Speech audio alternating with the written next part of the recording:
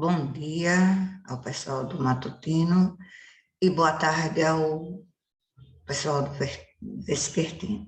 Sejam todos bem-vindos a mais uma aula.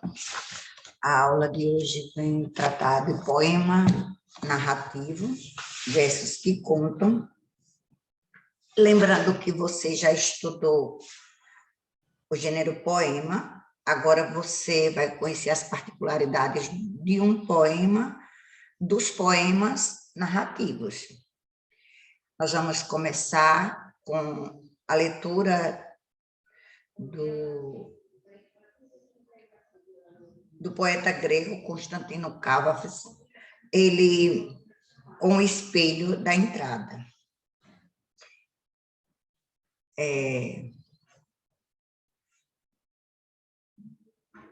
À entrada da mansão havia um grande espelho muito antigo, comprado pelo menos há 80 anos.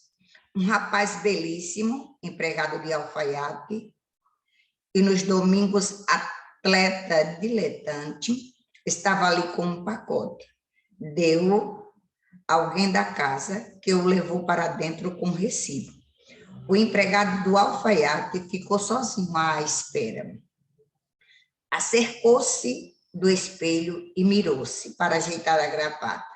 Após 5 minutos, trouxeram-lhe o recibo e ele se foi. Mas o antigo espelho, que vira e revira nos seus longos anos de existência, coisas e rostos aos milhares, mas o antigo espelho agora se alegrava e exultava de haver mostrado sobre si, por um instante, a beleza culminante. Então, o poema é de Constantino Cavafis e já disse que ele era grego, mas ele escreveu poemas em inglês, francês e grego. E esses poemas eram distribuídos em folhetos ou publicados em revistas literárias, e depois de sua morte foi divulgada uma coletânea com seus textos no livro Poemas Inacabados, quando então sua obra passou a ser conhecida do grande público.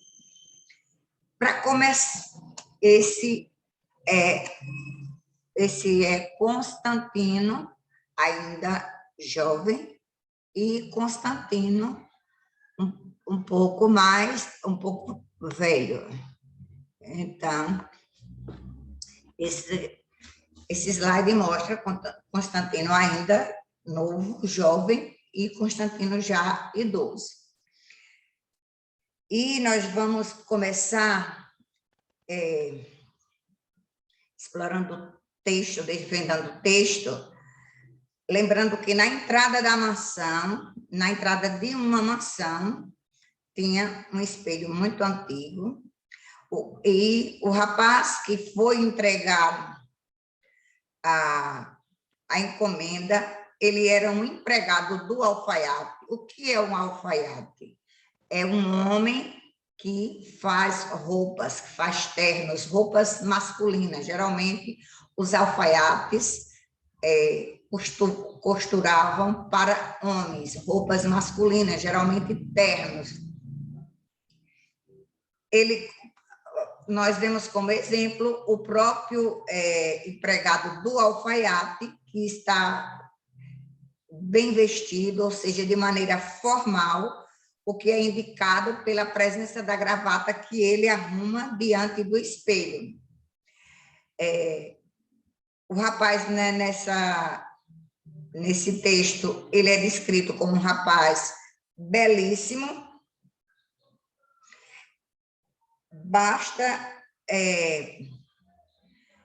É um rapaz belíssimo. A ideia de intensificação, o rapaz é muito belo, está escrito, o rapaz é muito belo, né? A beleza culminante, quer dizer, num grau mais intenso. Temos também atleta diletante. O que é um atleta diletante? É um atleta que exerce uma atividade como passatempo. Além do seu trabalho, ele tem uma atividade que é um passatempo, então, diletante. E quando o espelho se alegrou, diz que aqui no texto diz que o espelho agora se alegrava e exultava. Exultar é sentir grande felicidade. Quando a gente está na presença do Senhor, a gente exulta de alegria. E o espelho também exultou de alegria diante da beleza do rapaz, da beleza culminante, ou seja, no grau mais intenso.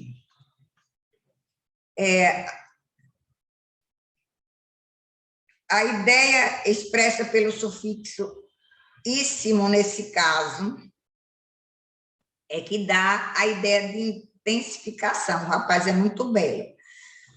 Outra maneira, ainda na segunda estrofe, é indicada pela beleza física do jovem. É dito que aos domingos o rapaz era um atleta, que indica que ele tinha um corpo em boa forma. Todo aquele que faz exercício físico entra em boa forma, desde que seja pontual a cada dia nos seus exercícios, que você seja responsável pelos exercícios, você vai ficar em boa forma. Entre os adjetivos que nós a seguir, quais deles poderiam ser usados para descrever a beleza do jovem? A palavra restrita? Não, já que restrita é uma coisa... restrita é pequeno. Impressionante, mediana, banal, superior ou extraordinária. Dentre esses adjetivos que estão aí para descrever a beleza do jovem, quais você usaria? Com certeza, a beleza do jovem é impressionante, é superior, é extraordinária, já que o espelho declarou como culminante, quer dizer, no grau mais intenso. Como é mostrado no trecho, tem um outro personagem humano na cena.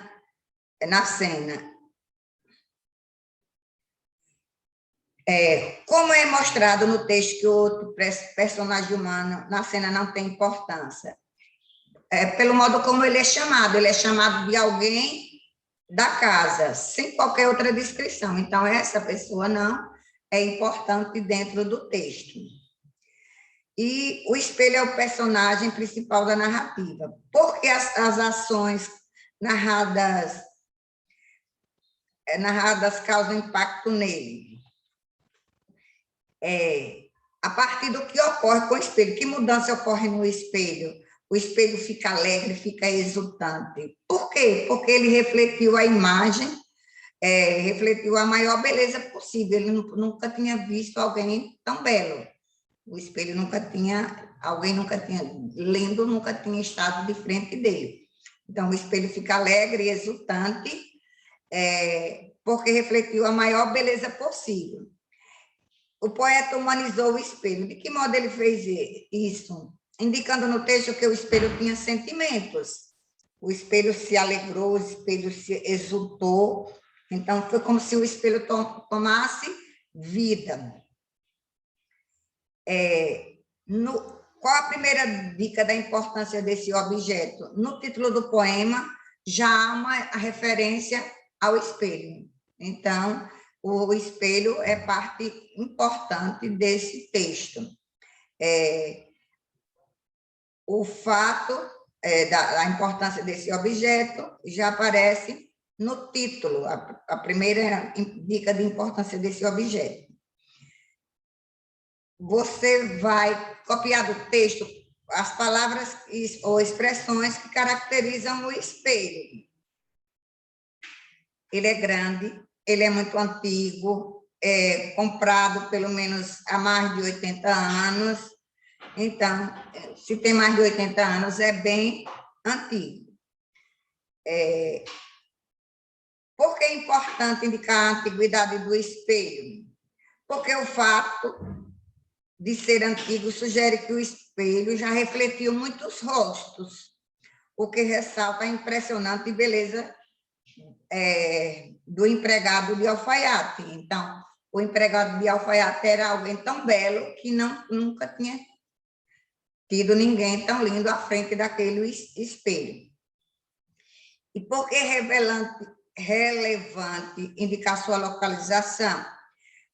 Por estar na entrada da mansão, o objeto pode refletir muitos rostos, o que reforça a beleza do rapaz, que se distingue dos demais, das pessoas que já andaram por ali, se distingue de tantos outros que por ali passaram. A narrativa mostra que uma situação banal teve um efeito fantástico fora do usual. Que ação corriqueira foi narrada nesse? Um jovem se colocar diante de um espelho e arrumar a gravata, ou ajeitar a gravata. Então, essa é uma ação corriqueira. Sempre que alguém coloca uma gravata, geralmente eles se colocam diante os homens se colocam diante do espelho para ver se ficou bem colocado o nó da gravata. Então, a ação corriqueira é um jovem olhando-se olhando no espelho para ajeitar sua gravata. Existe uma relação de contraste, diferença e oposição entre essa ação comum e o efeito fantástico. Que palavra foi usada para introduzir a ideia contrastante? A palavra mas significa uma adversidade, é uma conjunção adversativa, mas pode não. Então, o contraste é quando você está dizendo uma coisa, mas depois retrocede, diz, mas existe um outro fato. A quinta estrofe, mais extensa que as anteriores, é construída por 2 blocos de ideias. Que sinal de pontuação os separa? Se você prestar atenção aí no bloco da quinta estrofe, que também é a última, você vai ver que o ponto e vírgula separa a quinta estrofe, com 2 blocos de ideia. O sinal, o ponto e vírgula vai separando os dois. Esses blocos configuram 2 momentos. Esses blocos configuram 2 momentos diferentes. Quais formas verbais mostram as ações de um passado mais remoto? Vira e revira é a palavra. Vira e revira. E as formas verbais que indicam uma ação em curso alegrava e exultava. Essas expressões estão relacionadas a cada um dos grupos verbais. A primeira, seus longos anos de existência, associa ao primeiro grupo, e a palavra agora se refere ao segundo, já no segundo momento. Então, que palavras ou expressões estão relacionadas a cada um desses grupos verbais? A expressão, seus longos anos de existência, associa-se ao primeiro grupo. Está falando do espelho. E a palavra agora, também se referindo ao espelho, se refere ao segundo momento. Observe a forma do poema. Quantas estrofes ele tem? Aí você vai contar quantas estrofes. Quantos versos há em cada estrofe? Então, cada linha é um verso. Então, você vai contar quantos versos há em cada estrofe. E vai colocar, contando. Lembrando que cada linha é um verso. No último verso, existe uma rima interna. Que palavras rimam? No último verso, ou seja, na última linha.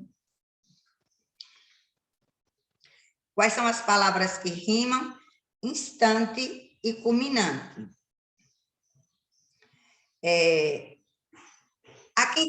Se você ler a quinta estrofe em voz alta, e você deve ler aí na sua casa, em sua opinião, qual o efeito dessa rima no último verso?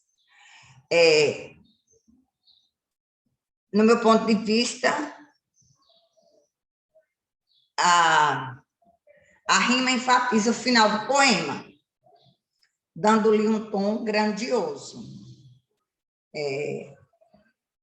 com a rima de instante e culminante. Por um instante, a beleza culminante do empregado de alfaiate.